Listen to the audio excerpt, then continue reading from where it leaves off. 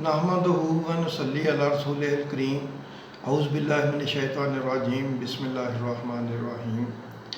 इबादत चैनल की जानिब से मैं प्रोफेसर डॉक्टर अब्दुल गफ़ार। दोस्तों, हस्बे वादा पहले पारे का रुबा अव्वल का तर्जुमा जो है ये पेश खिदमत है। औज़ु बिल्लाहि मिनश शैतानिर रजीम। बिस्मिल्लाहिर रहमानिर रहीम। सूरा फातिहा। सब तरह की तारीफ़ अल्लाह ही के लिए है जो तमाम मखलूक़ात का परवरदिगार है, बड़ा मेहरबान नहायत रहम वाला, इंसाफ के दिन का हाकिम। ए परवरदिगार, हम तेरी ही इबादत करते हैं और तुझ ही से मदद मांगते हैं।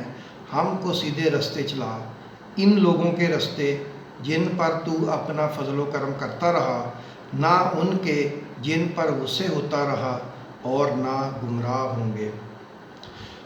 औज़ु बिल्लाहि मिनश शैतानिर रजीम। बिस्मिल्लाहिर रहमानिर रहीम।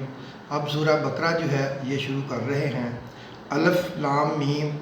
ये किताब यानी कुरान मजीद, इसमें कुछ शक नहीं कि अल्लाह का कलाम है, परहेज़गारों के लिए रहनुमा है, जो गैब पर ईमान लाते और आदाब के साथ नमाज पढ़ते और जो कुछ हमने उनको अता फरमाया है इसमें से खर्च करते हैं। और जो किताब ए पैगंबर तुम पर नाजिल हुई और जो किताबें तुमसे पहले पैगंबरों पर नाजिल हुईं, सब पर ईमान लाते और आखिरत का यकीन रखते हैं। यही लोग अपने परवरदिगार की तरफ से आई हुई हदायत पर हैं और यही लोग कामयाब हैं। जो लोग काफिर हैं उन्हें तुम नसीहत करो या ना करो, उनके लिए बराबर है, वो ईमान नहीं लाने के।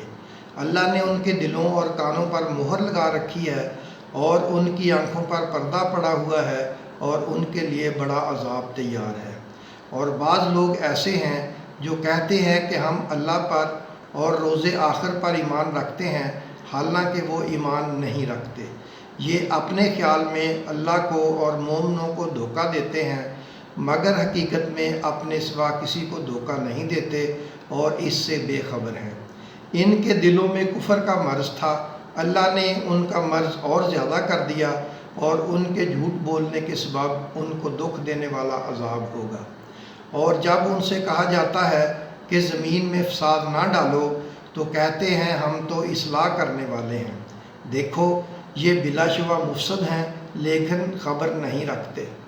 और जब उनसे कहा जाता है कि जिस तरह और लोग ईमान ले आए तुम भी ईमान ले आओ, तो कहते हैं भला जिस तरह बेवकूफ़ ईमान ले आए हैं इसी तरह हम भी ईमान ले आए। सुन लो कि यही बेवकूफ़ हैं लेकिन नहीं जानते।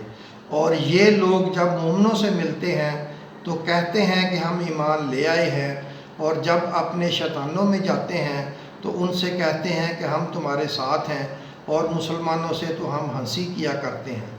इन मुनाफिकों से अल्लाह हंसी करता है और उन्हें मोहलत दिए जाता है कि इस शरारत और सरकशी में पड़े बहक रहे हैं। ये वो लोग हैं जिन्होंने हदायत छोड़कर गुमराही खरीदी, तो ना तो उनकी तिजारत ही ने कुछ नफ़ा दिया और ना ये हदायत याब ही हुए। उनकी मिसाल इस शख्स की सी है जिसने शब तारीक में आग जलाई।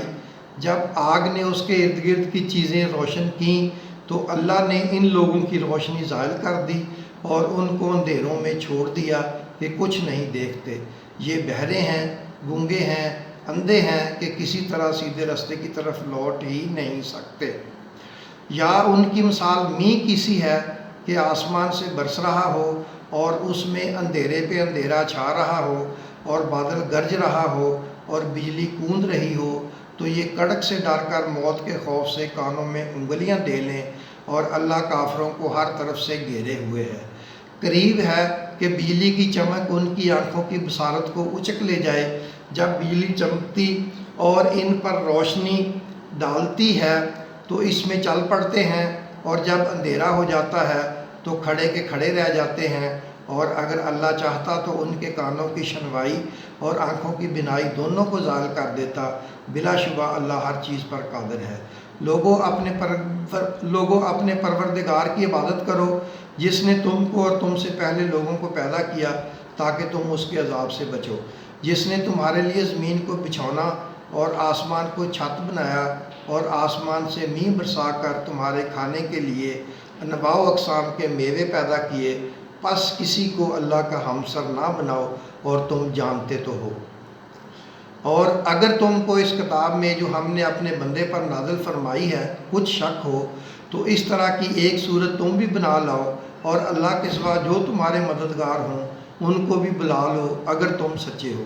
پھر اگر ایسا نہ کر سکو اور ہرگز نہیں کر سکو گے تو اس آگ سے ڈرو جس کا ایندھن آدمی اور پتھر ہوں گے اور جو کافروں کے لیے تیار کی گئی ہے۔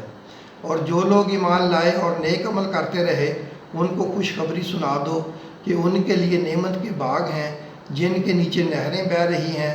جب انہیں ان میں سے کسی قسم کا میوہ کھانے کو دیا جائے گا تو کہیں گے یہ تو وہی ہے جو ہم کو پہلے دیا گیا تھا، اور ان کو ایک دوسرے کے ہم شکل میوے دیے جائیں گے اور وہاں ان کے لیے پاک بیویاں ہوں گی اور وہ بہشتوں میں رہیں گے۔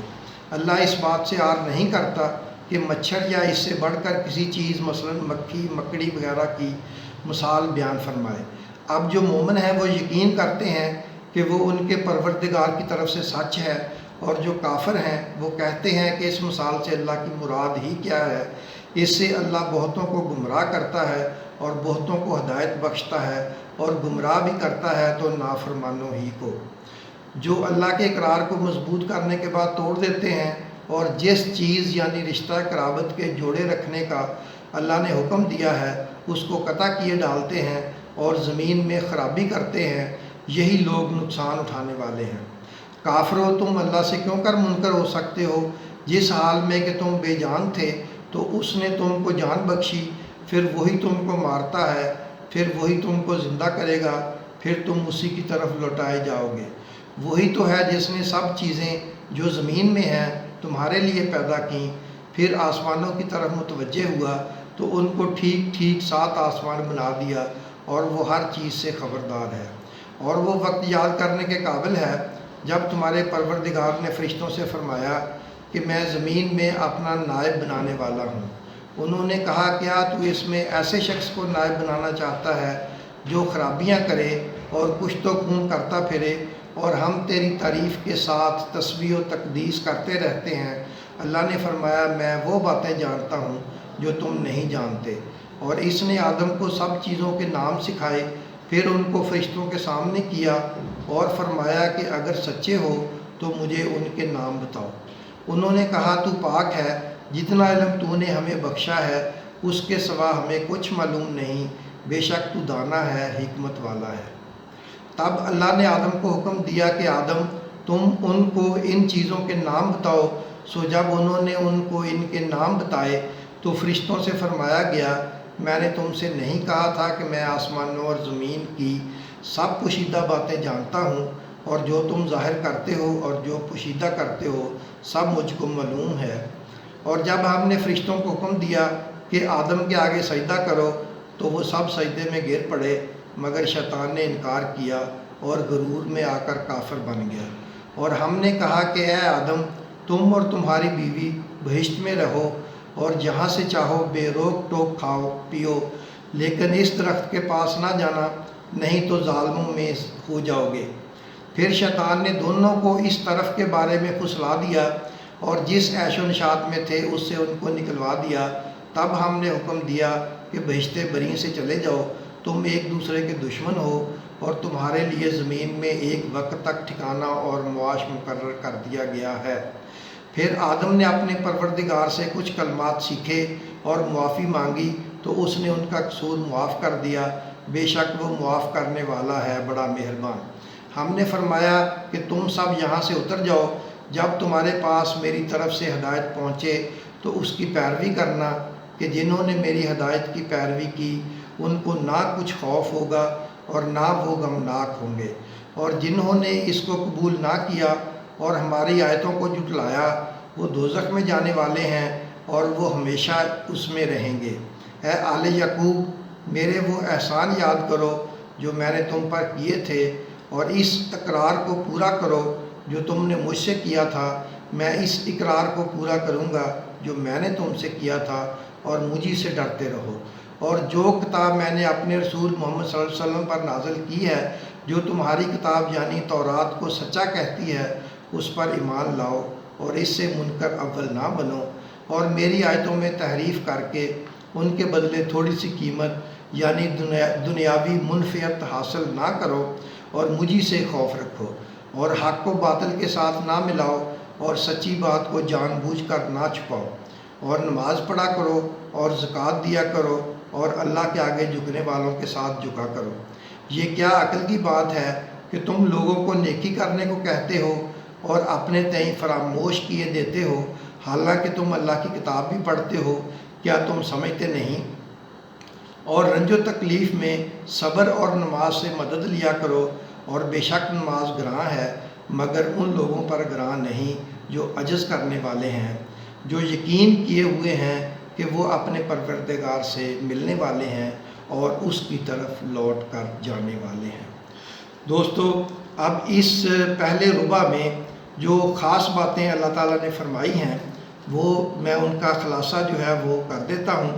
نمبر 1، عبادت صرف اللہ کی کرنی ہے اور مانگنا بھی صرف اللہ تعالیٰ ہی سے ہے۔ جنت حاصل کرنے کے لیے ایمان کے ساتھ نیک اعمال کا مسلسل کرتے رہنا ضروری ہے۔ حق کو باطل کے ساتھ نہ ملاؤ اور سچی بات کو جان بوجھ کر نہ چھپاؤ۔ نماز پڑھا کرو اور زکوٰۃ دیا کرو۔ رنج اور تکلیف میں صبر کے ساتھ اور نماز کے ساتھ مدد لیا کرو۔